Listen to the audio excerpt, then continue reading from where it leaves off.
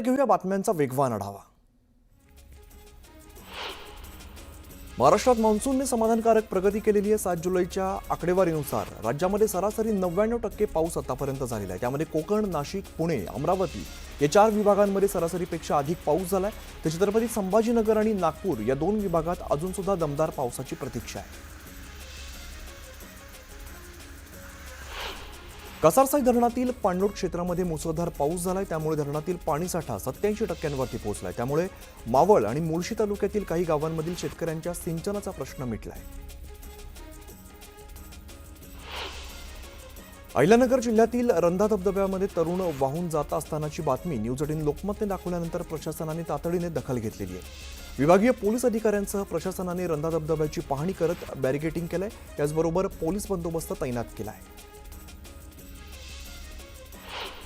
नाशिकमध्ये मागील 2 दिवसांपासून पावसाची संततधार सुरू आहे। त्यामध्ये त्र्यंबकेश्वर परिसरासह घोटी आणि इगतपुरीमध्ये सरासरीपेक्षा अधिक पाऊस झाल्यामुळे धरणामधून आता विसर्ग सुरू करण्यात आलेला आहे। त्यामुळे नाशिकमधील भाम, भावली, आळंदी, वालदेवी ही धरणं आता 100% भरलेली आहेत। तर गंगापूर धरण 59.48% भरलं आहे। मराठवाड्याला अद्यापही पावसाची प्रतीक्षा आहे। जून महिन्यामध्ये सरासरी 160 मिलीमीटर पाऊस होणं अपेक्षित असताना 79 मिलीमीटर म्हणजेच 50% पाऊस झालेला आहे। मराठवाड्यामध्ये सर्वच जिल्ह्यामध्ये सर्वसाधारण 85% पेरण्या पूर्ण झाल्या। तर काही दिवसात पाऊस न झाल्यास शेतकऱ्यांवरती दुबार पेरणीचं संकट ओढवणार आहे। हिंगोलीच्या कनेरगाव नाका सवना गावच्या परिसरात जोरदार पाऊस झाला। या पावसामुळे सवना गावातील जिल्हा परिषद शाळेच्या आवारामध्ये मोठ्या प्रमाणात पाणी साचलंय। काही वर्ग खोल्या दरवाजापर्यंत पाणी साचल्यामुळे खबरदारी म्हणून शाळा सुटण्याच्या नियोजित वेळेपूर्वी शाळेला सुट्टी देण्यात आली आहे। अमरावती इथे पुढील 24 तासात मुसळधार पाऊस येण्याची शक्यता आहे। त्या अनुषंगाने नागरिकांनी सतर्क राहावं असं आवाहन अमरावती महानगरपालिका आयुक्तांनी दिलंय। तर लोकांना मदतीसाठी हेल्पलाईन नंबर सुद्धा जारी करण्यात आला आहे। उजनी धरण क्षेत्रामध्ये मे मध्ये झालेल्या मुसळधार पावसामुळे 20 जूनपासून उजनी धरणातून पाणी सोडण्यात आलेलं होतं। यामध्ये 20 जून ते 3 जुलै या कालावधीमध्ये उजनी धरणाच्या दरवाजातील विसर्गाबरोबरच विद्युत प्रकल्पासाठी देखील 1600 क्युसेक विसर्ग सोडला जातोय। या कालावधीत तब्बल 3.783 दशलक्ष युनिट म्हणजे 37,83,000 युनिट वीज तयार झाली आहे।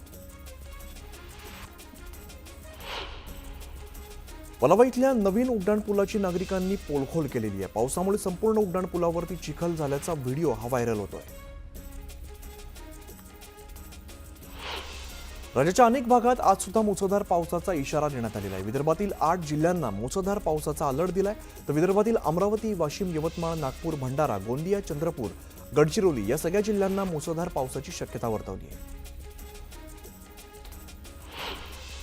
मुंबईला पाणीपुरवठा करणाऱ्या धरण क्षेत्रामध्ये सध्या धुव्वाधार पावसाने हजेरी लावली। तब्बल 9,82,413 दशलक्ष लिटर पाणी जमा झालेलं आहे। तर 7ही तलावात 67.88% जलसाठा जमा झालाय। त्यामुळे आता मुंबईकरांची पाण्याची चिंता मिटली आहे।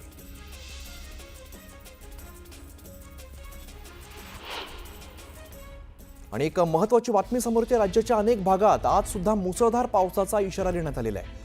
यामध्ये विदर्भातील 8 जिल्ह्यांना मुसळधार पावसाचा अलर्ट आहे। तर विदर्भातील अमरावती, वाशिम, यवतमाळ, नागपूर, भंडारा, गोंदिया, चंद्रपूर, गडचिरोली या सगळ्या जिल्ह्यांमध्ये मुसळधार पावसाची शक्यता वर्तवली जाते। तसंच रत्नागिरी आणि साताऱ्याच्या घाटमाथ्यावरती जोरदार पावसाची शक्यता आहे। त्यामुळे ऑरेंज अलर्ट जारी करण्यात आलाय।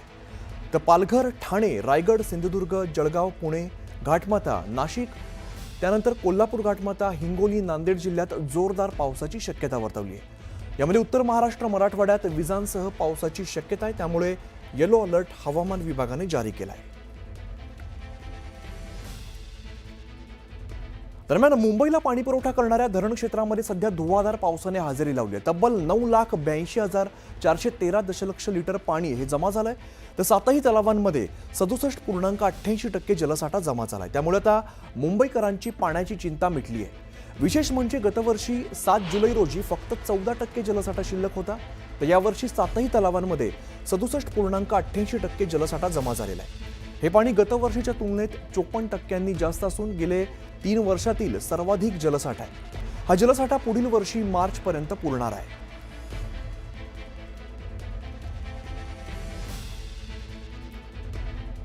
त्यामुळे मुंबईकरांची आता पाण्याची चिंता मिटलेली आहे.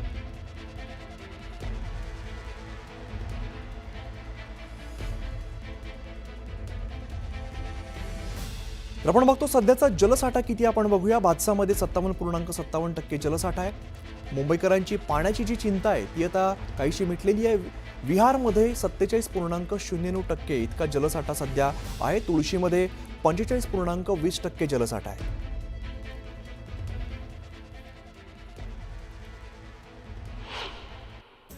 रायगड जिल्ह्यातील अलिबाग तालुक्यामध्ये कर्लई समुद्रामध्ये सोमवारी सकाळी संशयित बोट आढळली होती. दरम्यान तपासांती ही बोट पाकिस्तानी नसून मासेमारी जाळीच्या बोया असल्याचं निष्पन्न झालं आहे. चिपळूण मार्गावरील पाटण शहरातून जाणारा रस्ता जो आहे तो खड्डेमुक्त करा यासाठी सामाजिक कार्यकर्ते नितीन पिसाळ यांच्याकडून आंदोलन करण्यात आले. यावेळेला राष्ट्रीय महामार्ग प्राधिकरणाने 8 दिवसात खड्डे भरणार असल्याचं लेखी पत्र दिल्यानंतर आंदोलन स्थगित करण्यात आले. एसटी महामंडळाने कर्मचाऱ्यांच्या बदल्या ऑनलाईन पद्धतीने करण्यास सुरुवात केली आहे. परिवहन मंत्री प्रताप सरनाईक यांनी 1 जून रोजी एसटीच्या वर्धापन दिनानिमित्ताने ॲपचं उद्घाटन केलं होतं. राज्यातील 5,000पेक्षा अधिक बदल्या रखडल्याचं कर्मचाऱ्यांचं म्हणणं आहे. जळगावच्या धरणगाव शहरात पोलीस स्टेशनच्या वतीने नुकतीच दामिनी पथकाची स्थापना करण्यात आली. शहरातील शाळा, महाविद्यालय तसंच सार्वजनिक ठिकाणी विद्यार्थिनींमध्ये गुड टच बॅड टच याविषयी जागृती करण्यात येते. हे दामिनी पथक बसस्थानक गजबजलेल्या परिसरात गस्त घालते आणि टवाळखोरांच्या हालचालींवरती लक्ष ठेवून आहे. नाशकात पावसामुळे कृषी उत्पन्न बाजार समितीमध्ये पालेभाज्या आणि फळभाज्यांची आवक घटली आहे. याचा मोठा परिणाम किरकोळ बाजारपेठेवरती झालेला आहे. रविवारी आषाढी एकादशीला मागणी कमी असताना जवळपास 50% भाज्यांचे दर ₹100 पार झाले. अहिल्यानगर शहरातील सावेडी परिसरात इस्कॉन मंदिराच्या वतीने भव्य जगन्नाथ रथयात्रेचं आयोजन करण्यात आले.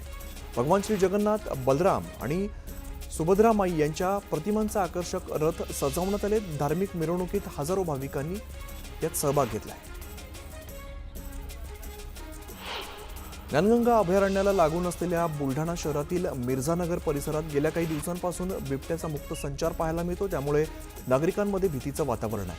वन विभागाने बिबट्याचा बंदोबस्त करावा अशी मागणी स्थानिक करत आहेत.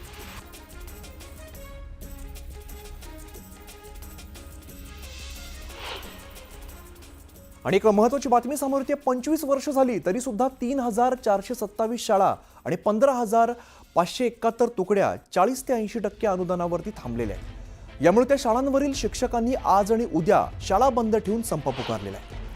2014 मध्ये टप्पा अनुदानाचा नैसर्गिक वाढीचा शासन निर्णय निघाला आणि आता 4 ते 5 वर्षात 100% अनुदान होऊन आपल्याला फुल पगार मिळणार असा विश्वास शिक्षकांना होता. मात्र मागण्या मान्य न झाल्यामुळे शिक्षक आता आक्रमक झालेले.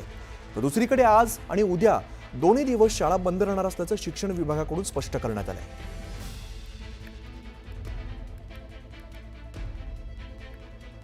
सुस्मिता बधाणे आमच्या प्रतिनिधी अधिकची माहिती देतात. सुस्मिता, काय अधिकची माहिती आहे?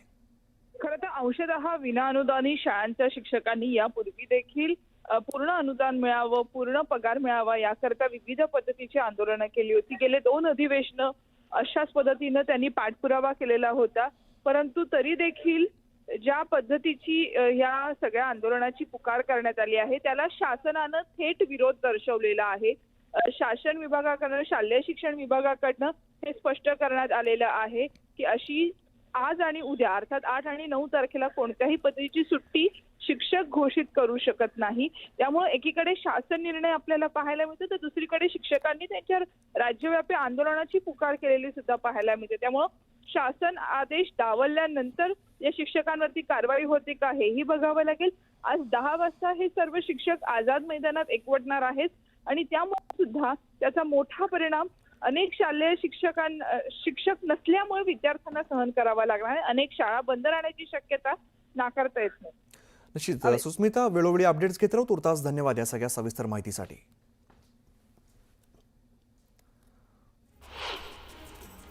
मुंबई महानगरमध्ये सार्वजनिक वाहनं म्हणजेच टॅक्सी, रिक्षा, खासगी प्रवासी वाहनं तसंच ॲप आधारित सार्वजनिक वाहनांच्या माध्यमातून प्रवास करणाऱ्या नागरिकांची संख्या मोठी आहे.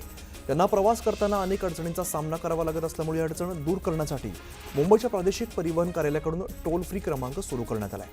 टोल फ्री क्रमांकावरती प्रवाशांना आता तक्रार करता येणार आहे. वर्सोवा अंधेरी घाटकोपर मेट्रो 1 मार्गिकेवरती लवकरच 6 डब्यांची मेट्रो गाडी धावण्याची चिन्ह आहेत. मेट्रो 1 मार्गिकेचं संचलन हे मुंबई मेट्रो वन लिमिटेड या कंपनीने मेट्रो गाडीकरता अतिरिक्त डबे खरेदी करण्यासाठी NARCL प्रस्ताव सादर केला आहे. पुणे जिल्ह्यातील 61 पूल लवकरच जमीनदोस्त केले जाणार आहे. जिल्हाधिकाऱ्यांनी या संदर्भातला आदेश जारी केला आहे. कुंडमळा पूल दुर्घटनेनंतर घेतलेल्या आढाव्यानंतर हा निर्णय घेण्यात आला आहे.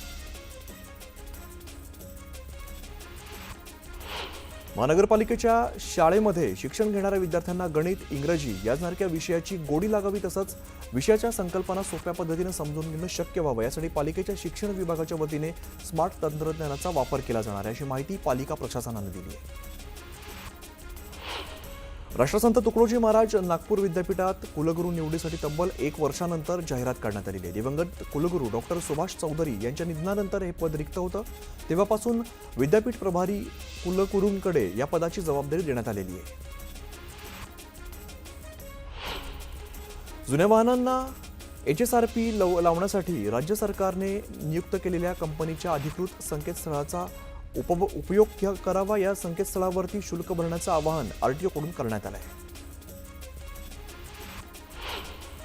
मुंबईसह राज्यातील प्रवाशांना वाहतूक सेवेसाठी ई-बाईक टॅक्सीचा पर्याय खुला झाला आहे. राज्यामध्ये लवकरच ई-बाईक टॅक्सीला मंजुरी मिळणार असून अधिकृतरित्या रस्त्यांवरती ई-बाईक टॅक्सी धावणार आहेत. महाराष्ट्रात किमान 50 ई-बाईक टॅक्सींचा ताफा असल्याने परवाना दिला जाणार आहे. मध्य रेल्वेने मुंबईतील शासकीय आणि खासगी अशा 800 पेक्षा जास्त कार्यालयांना कार्यालयीन वेळेमध्ये बदल करण्याबाबत पत्र पाठवलेलं आहे. सकाळ आणि संध्याकाळच्या गर्दीच्या वेळेमध्ये उपनगरीय लोकलमधील गर्दीची समस्या सोडवण्यासाठी कार्यालयीन वेळांमध्ये टप्प्याटप्प्याने बदल करण्यासाठी राज्य सरकारने या विषयात हस्तक्षेप करावा अशी विनंती या पत्रात केली आहे. मोरेगाव पश्चिमेकडील मोतीलाल नगर 1, 2 आणि 3 या म्हाडा वसाहतीच्या पुनर्विकास प्रकल्पाला गती मिळालेली आहे. म्हाडा आणि अदानी समूह यांच्या मोतीलाल नगर पुनर्विकास प्रकल्पाच्या अंमलबजावणीसाठी करार करण्यात आलाय. त्यानुसार इथल्या रहिवाशांना 1600 स्क्वेअर फुटांचं घर मिळणार आहे.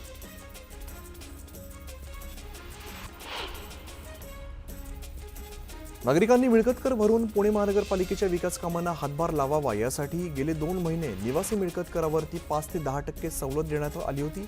अखेरच्या दिवशी संध्याकाळी 7 पर्यंत 7,75,140 मिळकतधारकांनी 1,411 कोटी रुपये महापालिकेच्या तिजोरीमध्ये जमा केले. इयत्ता 11वीच्या प्रवेश प्रक्रियेत दुसरी नियमित फेरी ही जाहीर झालेली आहे. या अंतर्गत विद्यार्थ्यांना 10 ते 13 जुलै दरम्यान महाविद्यालयांचा पसंतीक्रम नोंदवून प्रवेश अर्ज लॉक करता येणार आहे. निरंजन डावखरे यांच्या पुढाकारातून ठाणे सिव्हिल रुग्णालयात बाल डायलिसिस केंद्र आणि PIPCU स्थापन करण्यासंदर्भात आरोग्यमंत्र्यांसोबत उच्चस्तरीय बैठक पार पडली. ठाण्यामध्ये अशा सुविधा निर्माण करणं ही काळाची गरज असल्याचं उपस्थित सर्व अधिकाऱ्यांनी मान्य केलं आहे. जून महिन्यात देशातील राज्यनिहाय GST संकलनामध्ये महाराष्ट्राने 30,553 कोटी रुपयांचं उत्पन्न मिळवत आघाडी घेतली आहे. जून महिन्यामध्ये GST मध्ये सर्व भारतीय राज्यांमध्ये सर्वाधिक योगदान करणाऱ्या राज्याचा मान महाराष्ट्रानं मिळवला आहे. ख्वाजा मोहम्मद बादशाह कादरी यांचा सलाबतप्रमाणे 48वा संदल कर्नाटकामध्ये पार पडतोय. या संदलमध्ये महाराष्ट्रातील बहुतांशी अनुयायी मोठ्या संख्येने सहभागी होतात. यासाठी रेल्वे मंत्रालयातर्फे हैदराबादहून विशेष ट्रेनची व्यवस्था करण्यात आली आहे.